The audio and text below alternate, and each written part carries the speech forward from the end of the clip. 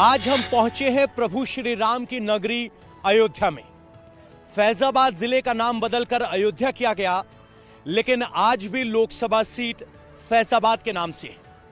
यह वो राम नगरी है जिस राम के नाम ने भारतीय जनता पार्टी को सत्ता के शिखर पर पहुंचाया। भारतीय जनता पार्टी ने राम मंदिर के वादे को पूरा किया, लेकिन जब भी मंदिर का जिक्र होता है तो सवाल उठता है कि मंदिर से रोजगार मिलेगा। इस सवाल को टटोलेंगे, लेकिन यहां के राजनीतिक इतिहास को देखें तो यहां पर विनय कटियार 1991, 96 और 99 में 3 बार भारतीय जनता पार्टी के सांसद बने। यहां पर निर्मल खत्री 2009 में कांग्रेस की टिकट पर जीतने में कामयाब रहे, लेकिन 14 और 19 में लल्लू सिंह भारतीय जनता पार्टी के टिकट पर जीते और अब यहां भव्य राम मंदिर बन चुका है। इस इलाके में रोजगार का सवाल और उस सवाल का जवाब वैश्य समाज के पास है। बनिया, अग्रसेन, गुप्ता, अग्रवाल, ये वो वैश्य समाज है जो अवध में 5% वोट की हिस्सेदारी रखता है। इस इलाके में घूमेंगे और यहां के बनिया समाज से पूछेंगे कि मंदिर से व्यापार पर, रोजगार पर क्या असर पड़ा और 24 में जिस राम के नाम की लहर का जिक्र है उसका ठहराव या कहें कि पड़ाव कहां कहां तक है। आइए चलते हैं अयोध्या के गलियों में, मंदिरों में, बाजारों में इसी सवाल के साथ।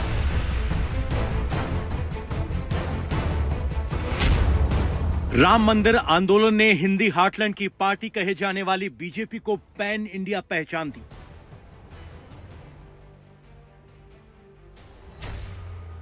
उन्नीस 1980 में 2 सीटों वाली पार्टी 2019 में 303 सीटों तक पहुंच गई। अब अयोध्या में रामलला अपने भव्य मंदिर में विराजमान हो चुके हैं। तब 2024 में बीजेपी का स्कोर क्या होगा?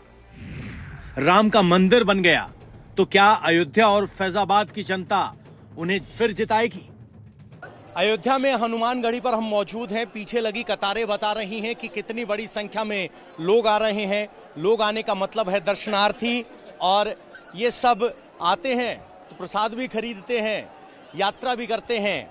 रेल की टिकट से लेकर भोजन, और भोजन से लेकर प्रसाद, और प्रसाद से लेकर घर पे ले जाने वाला सामान भी। हमारे साथ गुप्ता जी हैं। क्या नाम है गुप्ता? ध्रुव गुप्ता। ध्रुव गुप्ता जी। गुप्ता समाज, अग्रवाल समाज जो एकदम संगठन में रहता है, अग्रवाल धर्मशाला, गुप्ता धर्मशाला, आप क्या सोच रहे हैं 24 के चुनाव को लेकर? बहुत बढ़िया, बहुत हर्ष और उल्लास की बात है कि हम लोग साक्षी हैं कि हम लोग के सामने ताला खुला और हम लोग के सामने ढांचा टूटा और आज मंदिर बन के कंप्लीट हो गया। बहुत गर्व की बात है।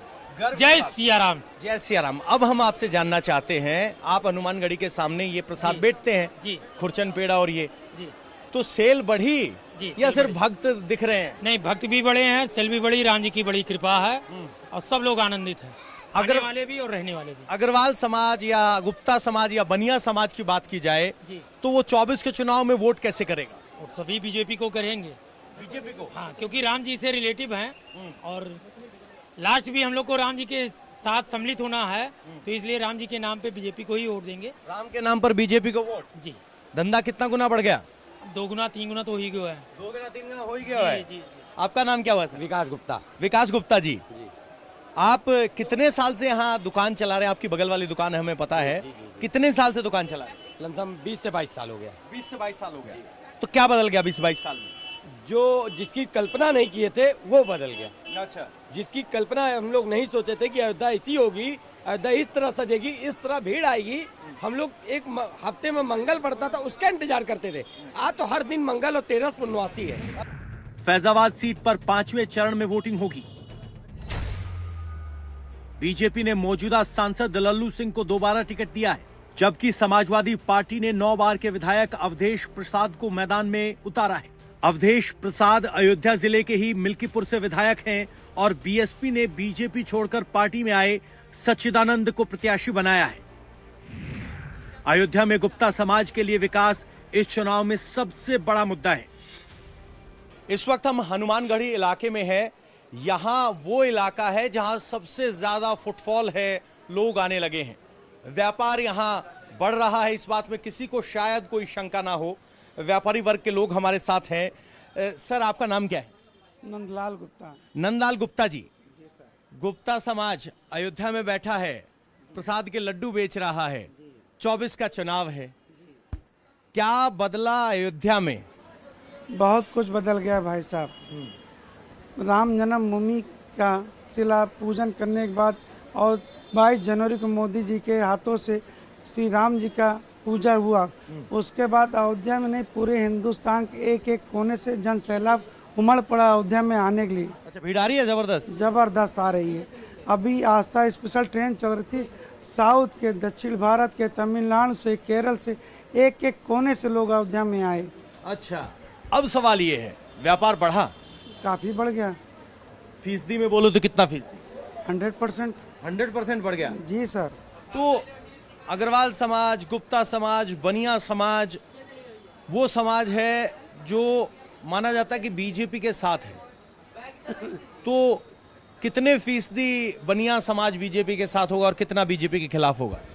साहब, बीजेपी की बात जो आप कर रहे हैं, हम लोग यहाँ के अयोध्या वासी हैं, हम लोग बैकवर्ड से भी आते हैं। अब मैं यहाँ से पार्षद भी हूँ बीजेपी से ही। अच्छा, बीजेपी के पार्षद निकल आए जी। अच्छा।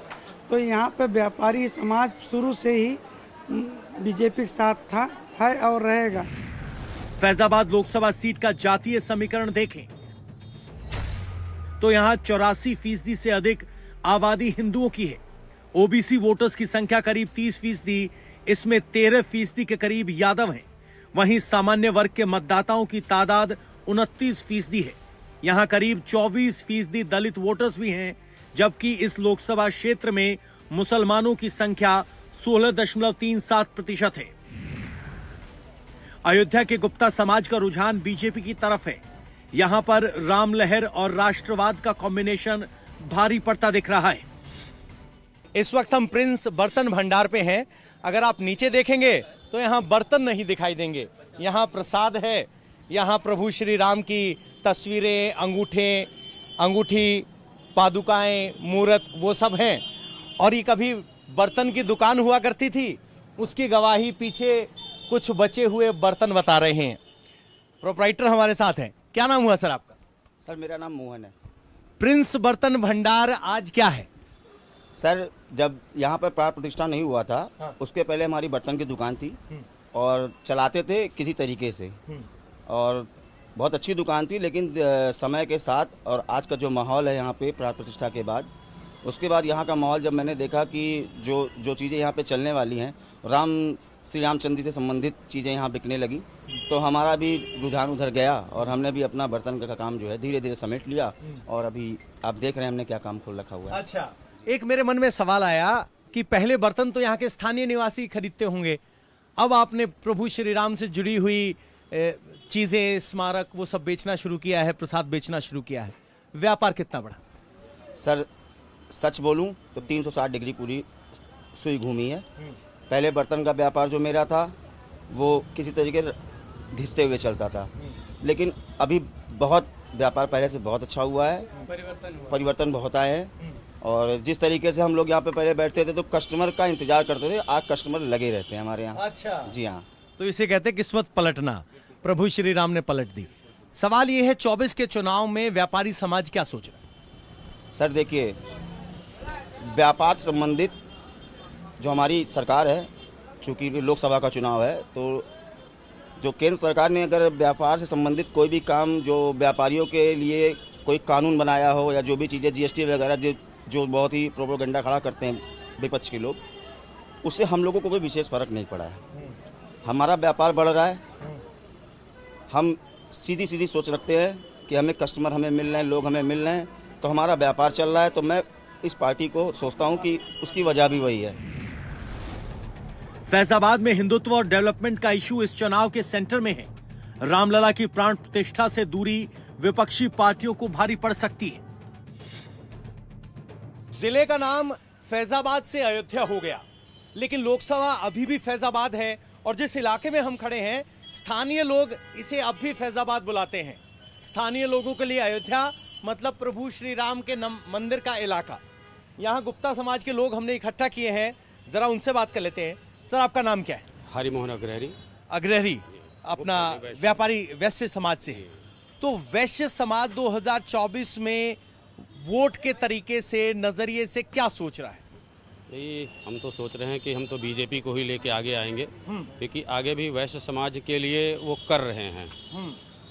आज आपने देखा कि अयोध्या में भव्य राम मंदिर का निर्माण हुआ और आगे भी मथुरा में निर्माण की चर्चा चल रही है, आप देख ही रहे हैं। और इसी तरह से वो आगे रखते हुए हम लोग भी। किस चीज का व्यापार है आपका? हमारा तो स्पेयर पार्ट्स का है। स्पेयर पार्ट्स का है। आप वो व्यापारी हैं जिनके ऊपर अयोध्या में आने वाले भक्त का कोई असर नहीं पड़ा, सीधे तौर पर आपका कोई बेनिफिट नहीं है। फिर अयोध्या में हुए काम को या अगली सरकार को आप कैसे आंकते? हम तो हिंदुत्व को भी लेके देखते हैं। हमारी सरकार बीजेपी की जो है वो हिंदुत्व को भी आगे बढ़ावा देती है। और हमारे व्यापार पे तो जो लगा है, तो सबका व्यापार सबका समाधान, जैसे कि बोलते हैं सबका विकास, उस हिसाब से तो काम नहीं कर पाएंगे। अच्छा। क्योंकि हमारा व्यापार जो है स्पेयर पार्ट्स का है, वहाँ से लोग गाड़ी बनवाने तो आएंगे नहीं। अच्छा। और यहाँ पे जैसे कि जनरल स्टोर का काम है, लोग आएंगे तो खाना पीना खाएंगे। सर, हम आपसे जानना चाहते हैं, आप किराने की दुकान चलाते हैं, अयोध्या में आने वाले लोगों से शायद आपके काम पर कोई असर ना पड़े, स्थानीय लोग ही आपके ग्राहक हैं। अब आप 24 में कैसे देख रहे हैं सरकार के कामकाज को? क्या वही सरकार जारी रहेगी या बदलाव है, विकल्प है? नहीं, इस सरकार से हम लोग संतुष्ट हैं, इसलिए हम लोग यही सरकार लाना चाहते हैं। कम से कम इसमें हम लोग गर्व से कह सकते हैं कि हम लोग हिंदू हैं। अच्छा, क्यों? इसलिए कि पहले कुछ भी हम लोग बोलते थे तो बस बहुत ज़्यादा उसका रिस्पांस अच्छा नहीं आता था। अच्छा। हाँ, बिल्कुल। ये तिलक लगाए हैं आज हम लोग, हाँ। बिल्कुल शान से लगाते हैं, बिन टंग के चोट पे लगाते हैं। क्या नाम है? सुधांशु गुप्ता। गुप्ता जी नौजवान हैं, काम करते हैं, बिजनेस करते हैं, नौकरी करते हैं? बगल में बिजनेस है मेरा। किस चीज का? साइबर कैफे का। साइबर कैफे का। तो आपके साइबर कैफे पे क्या असर पड़ा मंदिर बनने से? मंदिर बनने से लाखों की भीड़ मंदिर में आया करती है, जिससे लोग होटल में रुकते हैं, जिस वजह से लोगों को होटल में रुकने के लिए आधार कार्ड या कुछ भी चीजें कागज की जरूरत पड़ती है, तो लोग आते हैं। अच्छा, तो आपके भी असर पड़ा है? बिल्कुल आते हैं जी। और जो लोग कहते हैं कि मंदिर से रोजगार थोड़ी मिलेगा, वो क्या कहते, उनको ठीक माने? रोजगार मंदिर से, मंदिर के अंदर बैठने से नहीं मिलेगा, मंदिर के बाहर काम करने से मिलेगा। अगर आप काम करेंगे तो रोजगार है, और काम नहीं करेंगे तो घर पे बैठे रहेंगे तो बेरोजगार आप रहेंगे, वो कोई सरकार आपको नहीं दे पाएगी।